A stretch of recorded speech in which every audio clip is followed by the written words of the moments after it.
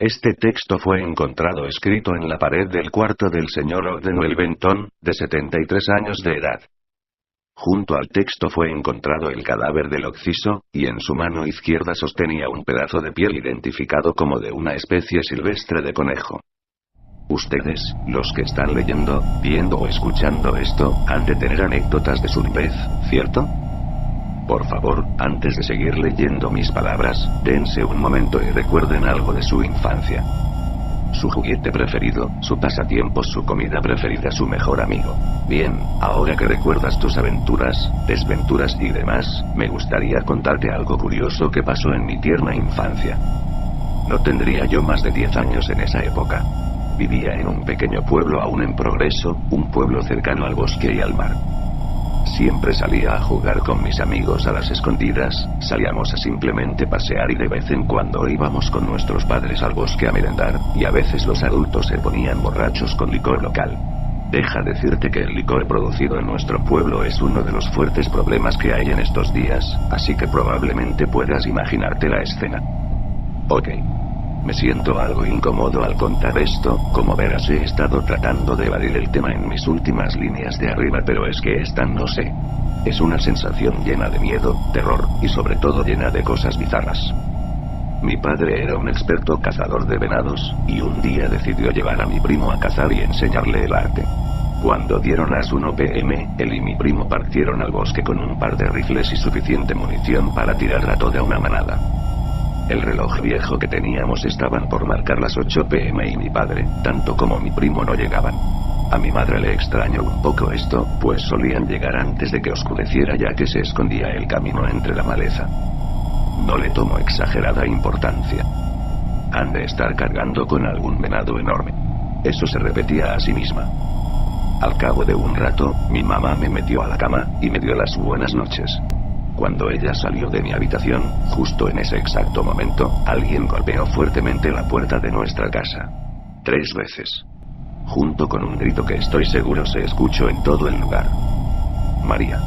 María.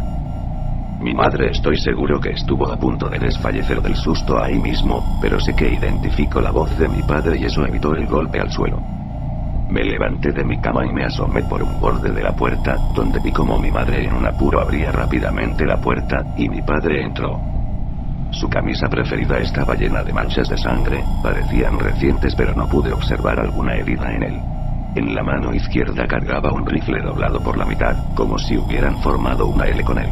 Y en su mano derecha tenía fuertemente agarrado lo que parecía un pedazo de piel. ¿Qué pasó? ¿Dónde está Damián?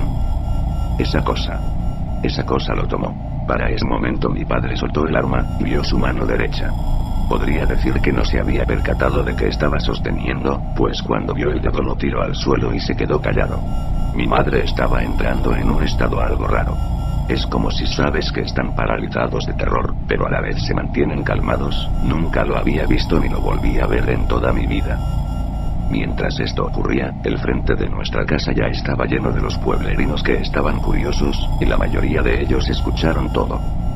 De entre los probables 20 hombres que estaban en el lugar, rápidamente 10 se apuntaron para ir en busca de mi pobre primo, y aunque sabían que era una búsqueda inútil que probablemente arriesga sus vidas, todos acordaron ir. Ahora, hubo una discusión si era preferible ir esa misma noche, o esperar al primer rayo del sol. Haré esto lo más breve posible. Incluidos mis 2 padres, los que iban al bosque en ese momento eran 6 personas, bueno, sin incluirme a mí, que me escabullí y cuando los adultos se dieron cuenta ya estábamos dentro del bosque. No podían arriesgarse a llevarme de vuelta. No pasó mucho que mi padre empezó a balbucear algo, entre lágrimas.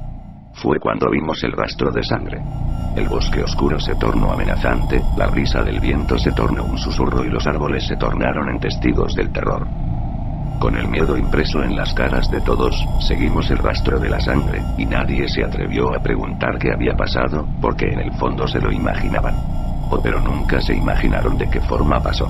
El rastro aún fresco nos llevó a descubrir el rifle de mi primo junto con su gorra favorita. No hubo comentarios, solo un silencio profundo, casi tangible. Al final, la sangre dejó de formar un camino. Uno de los cazadores preguntó: ¿y ahora qué? Y yo: Creo que tenemos que seguir derecho. Mi madre era la más asustada, se podía ver. Al cabo decidieron ir aún más adelante, y sé que todos sentían el peligro. Se consolaban con frases como los malditos osos lo hicieron. No puede ser más que un animal. Estaban tan equivocados, y a la vez en lo correcto. Al cabo de algunos minutos pudimos vislumbrar una antorcha prendida, en un claro del bosque y se podía ver una pequeña casa, que seguro había quedado sin terminar. A medida que nos acercábamos vimos algo colgando de una rama del árbol. Era mi primo o lo que quedaba de él. Junto a su cadáver vimos a un hombre. Un hombre vestido de traje que estaba prendiendo una fogata a un lado. Viéndolo de lejos no pudimos apreciarle bien. Yo y mi madre nos hicimos hacia atrás y los hombres con armas corrieron hacia el hombre y entre maldiciones y gritos todos dispararon contra él a una distancia considerable, aunque eran muy buenos cazadores y no falló nadie. El cuerpo cayó al suelo. La antorcha fungía de un toque macabro a todo. Solo pude ver de lejos como los pueblerinos se alejaban con pánico del cadáver. Todo fue muy rápido. El hombre al que habían disparado se levantó y empezó a perseguir a los cazadores, logrando atrapar a uno de ellos y rompiéndole el cuello en el acto. Ahí fue cuando lo vi bien. Él no era un hombre. Era un... Bueno, no sé. Solo sé que no era humano, pues tenía el cuerpo de persona y una cabeza de conejo al cual le faltaba un pedazo de piel de una oreja. Mi padre había sido de los últimos en correr y tropezó. Esa cosa fue hacia él y en la desesperación mi madre corrió a levantarlo, dejándome a mí con instrucción de esconderme lo más lejos posible. Era una carrera contra el tiempo. Por un lado mi madre corría hacia mi padre para ayudarle y eso para matarlo.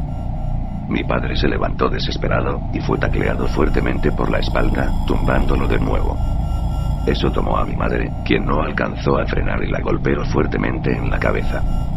Mi papá solo gritaba de dolor mi columna. ¡Oh Dios! Eso pisó fuertemente la cabeza de lo que una vez fue mi padre y este se cayó por completo, tomó a mi madre y la llevó arrastrando en un charco de sangre hacia la cabaña del bosque.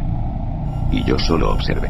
Fue realmente traumático. Después de unos momentos, regresé a la casa de mis padres, pero sentía que algo me estaba siguiendo, sabía perfectamente lo que era, no recuerdo nada de lo que pasó después, es como si me hubiesen borrado la memoria, pero con el tiempo fui recuperando la cordura, creo que fui internado en una clínica psiquiátrica, donde pasé la mayor parte de mi vida, después sé que estoy aquí, en una habitación pequeña, con 73 años de edad, no puedo correr, escapar o siquiera gritar, esa cosa me está viendo, con una sonrisa malévola, con la cara de conejo y el traje, no sé qué hacer ahora, así que lo escribo aquí, para que alguien venga a mi ayuda, respondan por favor.